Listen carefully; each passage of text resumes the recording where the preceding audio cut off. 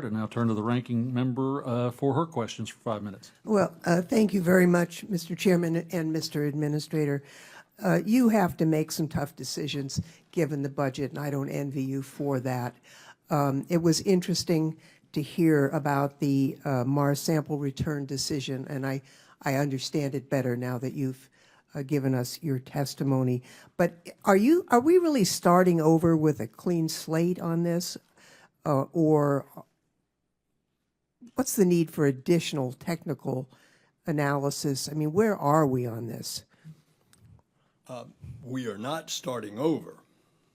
As a matter of fact, I'm just saying we can't do it at $11 billion. Oh, I'm not disagreeing with that. And a sample not even a return until 2040. So let me give you an example of what the director of the Jet Propulsion Laboratory said. They're looking at, instead of this huge Mars lander that would then have an ascent vehicle, which was the original concept and was one thing of many that was running the cost way up, use existing legacy proven techniques and hardware, such as the sky crane that landed 2 landers, rovers, the size of a truck. We've got Perseverance up there now, running around digging. These samples are about the size of a cigar, sealed in titanium tubes. We want to get most of those back. So come up with new concepts, bring new ideas. In this particular case, it was using a particular legacy. But we want all those ideas to come forth.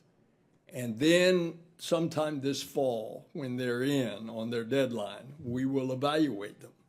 And at that point, make a decision going forward. And hopefully, it's going to be much more in what is in line with what the independent review board said. And we've had about 3 of those. And that was that the cost should not exceed somewhere in the $6 billion range. Let me go to another topic.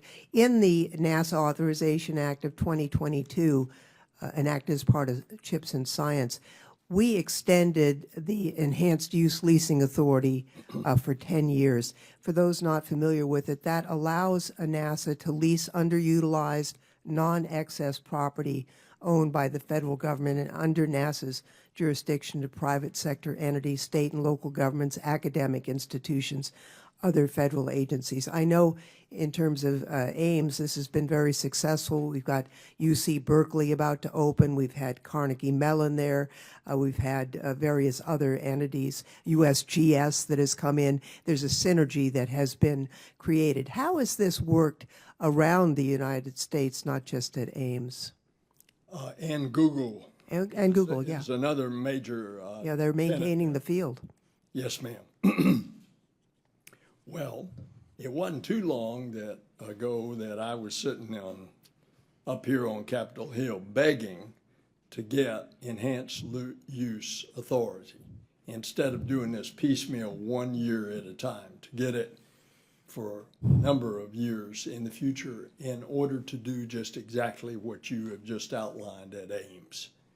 And so another one would be, for example, at Stennis. We've got this huge area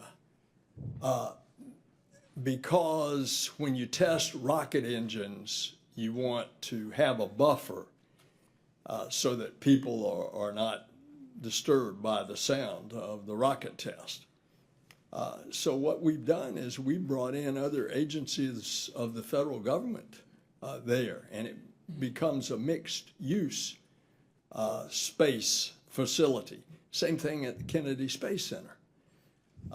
The Congressman Posey can tell you, I mean, that place has come alive. Yeah. Those old rocket pads that had weeds growing on them have come back to life. There's a lot of commercial activity there that has allowed, because of with regard to NASA's Kennedy Space Center, the mixed use with the enhanced lease use. Let me just, if I may, Mr. Chairman, make one more comment. The Jet Propulsion Lab in California recently had to lay off more than 500 skilled, talented employees as part of the pullback on MSR. And I'm not disputing your decision, I understand it, but it's really tragic to lose that kind of talent. Do we have a plan to recapture that kind of talent that we've lost? I mean, decades of experience.